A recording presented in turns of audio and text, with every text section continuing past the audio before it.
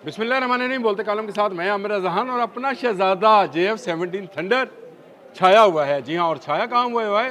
पूरी दुनिया के मीडिया पर।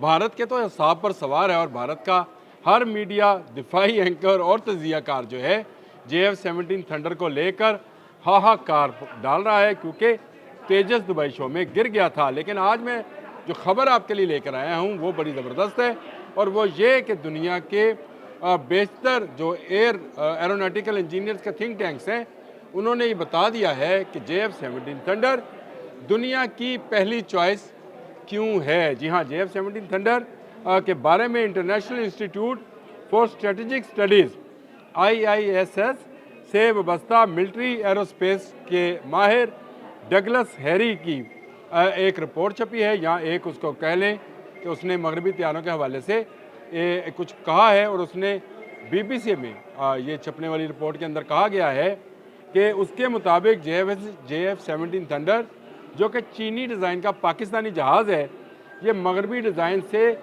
कुछ बेहतर है। यानी ये मल्टी रोल हल्का त्यारा जो है F-16 के लेवल का है। और ये जहाज़ जो है क्यों दुनिया की नज़रों में छाया हुआ है? क्योंकि इसने जंगों में कारकर्दगी 2019 में और उसके बाद 2025 जंग मई में अपनी कारकर्दगी साबित की। 2024 में भी, जी हाँ भूल गया था, 19, 24 और 25 मई में अपनी कारकर्दगी साबित कर दी। उसके बाद एक लाइन सी लगती है जिसमें JF-17 थंडर ब्लॉक 3 को लेने के लिए ममालिक जो हैं पाकिस्तान के साथ रब्ता कर रहे हैं। पेंटागन के एक साबिक ओहदेदार हैं जी, एलेक्स नाम है उनका, एलेक्स पिल्टास। इन्होंने भी ये भी एरोस्पेस और हाईटेक शोबों के और डिजिटल तब्दीलियों के हवाले से लिखते रहते हैं, और उनके तजिए भी इसी तरह के हैं। उन्होंने कहा कि ये F-16 और ग्रिफन के लेवल का जहाज़ है, ग्रिफन यूरोपियन जहाज़ है के लेवल का जहाज़ है, लेकिन उनसे आधी कीमत पर है। और जो ममालिक शराइत में नहीं बंधना चाहते हैं, आप ज़रा इस बात पर गौर कीजिएगा। देखें, जो अमेरिका जिनको असला देता है कुछ ना कुछ शराइत में बांध लेता है। यानी वो किसी को मिडल ईस्ट में देगा तो शायद इसराइल में जहाज़ जो है वो फ्लाई नहीं कर सकेगा। पाकिस्तान को F-16 दिए थे तो कहा था कि भारत में हमलावर नहीं होंगे, हाँ दिफा में इस्तेमाल किए जा सकते हैं।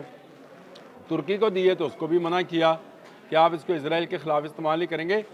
मिस्र को दिए, इराक़ को दिए, तो भी उनसे गारंटी ली, यानी शराइत में बांध दिया कि आप इनको फ़लाँ मुल्क के ख़िलाफ़ इस्तेमाल कर सकते हैं, फ़लाँ में नहीं, और आप इनको किस हद तक इस्तेमाल कर सकते हैं और किस हद तक नहीं। पाकिस्तान का JF-17 थंडर ऐसी तमाम शराइत से आज़ाद है। ये पेंटागन के एक साबिक ओहदेदार हैं और मौजूदा वो जो हैं डिजिटल और तब्दीलियों और हाईटेक शोबों से वाबस्ता हैं। उनका ये ख्याल है, एलेक्स, मैंने उनका आपका नाम बता दिया। उन्होंने कहा कि सियासी लचक जो है और दस्तयाबी, ये सबसे बड़ी चॉइस होती है किसी मुल्क के लिए दिफाई साजो सामान ख़रीदने की। यानी उसमें सियासी लचक से मुराद ये है कि उस पर पाबंदियाँ आयद ना की जाए, जिसको मैंने खुलकर बयान कर दिया आपके सामने। मैंने सारा खुलासा कर दिया, खोल दिया।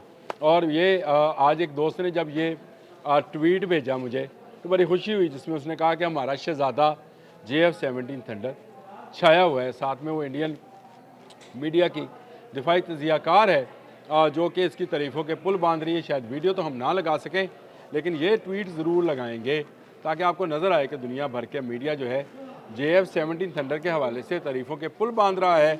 मैंने इंटरनेशनल मीडिया में से BBC का बता दिया, और अभी इस ट्वीट के हवाले से इस इंडियन मीडिया का जो है वो भी बता दिया कि वो किस तरह से कह रहे हैं कि JF-17 थंडर जो है ख़तरे की लामत है, यानी उनके लिए ख़तरे की लामत है, और ख़ित्ते का बेहतरीन जहाज़ बन गया है जो लाइट वेट भी है और सस्ता भी है। और इसका जो मुकाबला है वो किसी और जहाज़ से किया नहीं जा सकता। इसकी बड़ी वजह यह है कि अगली वार जो है, कोई भी वार, जो कि मई 2025 में भी आपने देखा, इलेक्ट्रॉनिक वॉरफेयर है, जिसमें आपने दूसरों का रडार बंद करना है और अपने रडार को बचाकर दूसरे अहदाफ को निशाना बनाना है। इसमें JF-17 थंडर और J-10C की महारत काम आई। ये जो हम जंग मई करते हैं और बोलते रहते हैं, ये इसलिए है कि इस मार का हक़ में हमने ऑपरेशन संदूर वाले जो हैं उनका संदूर मिटाया है, उनके जहाज़ गिराए हैं और ये जहाज़ गिराने से ही जो है हमारे नाम पूरी दुनिया में छाया हुआ है।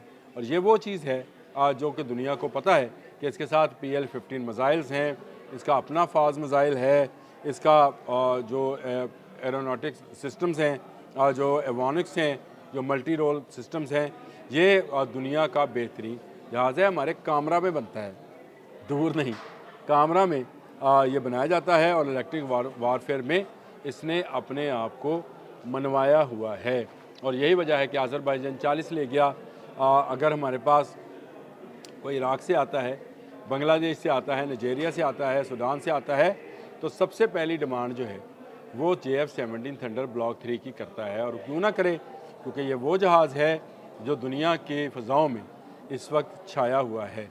और वो बात कि JF-17 थंडर ने अपने से बेहतर जहाज़ यानी राफेल, जो कि 4.5 जनरेशन का जहाज़ फ्रांस का बनाया हुआ, जो कभी किसी जंग में गिरा नहीं था, जंग में क्या तो वैसे भी नहीं गिरा था, उसको गिराया है। और एक नहीं, दो नहीं, तीन नहीं, 4 राफेल गिराए, MiG-29, Su-30। और इस जहाज़ ने S-400 जैसे सिस्टम को भी नकारा बनाकर दिखाया कि आपके इंटरसेप्टर्स भी जो हैं वो इस जहाज़ से महफूज नहीं हैं। एयर टू एयर और एयर टू सरफेस यानी फ़िज़ा से ज़मीन पर मार करने वाले मिसाइल से लेस ये जहाज़ दुनिया की फ़र्स्ट चॉइस बन गया है। और ये मैं नहीं कह रहा, दुनिया के वो तजियाकार जिनको दुनिया इस मामले में माहिर समझती है। मैंने international institute for strategic studies की बात कर दी आपके साथ, मैंने आपको पेंटागन के एक साबिक जो कि अभी हाईटेक शोबों और डिजिटल तब्दीलियों के हवाले से लिखते रहते हैं, और BBC का मैंने आपको हवाला दिया। मैंने आपको किसी पाकिस्तानी मीडिया का हवाला नहीं दिया या किसी पाकिस्तानी ट्वीट या फेसबुक की स्टोरी नहीं बयान की। मैंने वो स्टोरी बयान की जो इंटरनेशनल मीडिया, और वो भी वो मीडिया BBC जो कि अपनी ख़बरों के मोतबर होने में दुनिया में माना जाता है, तस्लीम किया जाता है, उसका मजमून पेश किया है। तो JF-17 थंडर हमारा शहज़ादा पूरी दुनिया की फ़ज़ाओं में छाया हुआ है और दुनिया के बहुत सारे ममालिक बाशमूल बांग्लादेश, मैं बांग्लादेश का नाम बार बार इसलिए ले रहा हूँ कि बांग्लादेश हमारा भाई भी है और भारत का दुश्मन भी है। तो इसलिए दुश्मन का दुश्मन जो होता है वो दोस्त होता है हमेशा। ये तो हमारा भाई है। बांग्लादेश समेत बहुत सारे ममालिक जो हैं इसकी डिमांड कर रहे हैं, और शायद कामरा जो है इन सब की डिमांड जो है आने वाले दिनों में पूरी करेगा। JF-17 थंडर ब्लॉक 3 का अगला वर्जन जो है JF-17 ब्लॉक 4, उस पर भी मैंने एक वीलॉग करना है। उसमें क्या खासियतें होंगी और वो क्या 5th जनरेशन का पहला जहाज़ होगा पाकिस्तान का। जी हाँ, पाकिस्तान के पास जो J-35 जहाज़ जो है 5th जनरेशन का, वो चीन से आ रहा है, 40 के करीब जहाज़ आने हैं, लेकिन इसके बावजूद पाकिस्तान अपने JF-17 थंडर ब्लॉक 3 का अगला वर्जन भी बनाने जा रहा है, जिस पर काम हो रहा है। जब ये काम मुकम्मल होगा तो उसके बारे में भी बताएंगे आपको। हर आने वाले दिन के साथ पाकिस्तान के साथ किसी न किसी मुल्क के दिफाई मुआहदे की बात की जा रही है या दिफाई साजो सामान की फ़रोख्त के हवाले से जो है ख़बर आ रही है। तो इसका मतलब है कि पाकिस्तान दिफाई शोबों में यूरोपियन ममालिक के लेवल का काम कर रहा है, और इससे कोई इनकार नहीं है। भारत अभी दूर है, बल्कि बहुत दूर है। भारत के तेजस जब गिरा दुबई में, उसके बाद से तो शायद उन्होंने तेजस का नाम लेना छोड़ दिया। हाँ, जो वो माला जप रहे हैं बार बार, वो जिस नाम की माला है वो माला JF-17 थंडर ब्लॉक 3 की है। अब तक के लिए इतना ही। अल्लाह हाफिज़।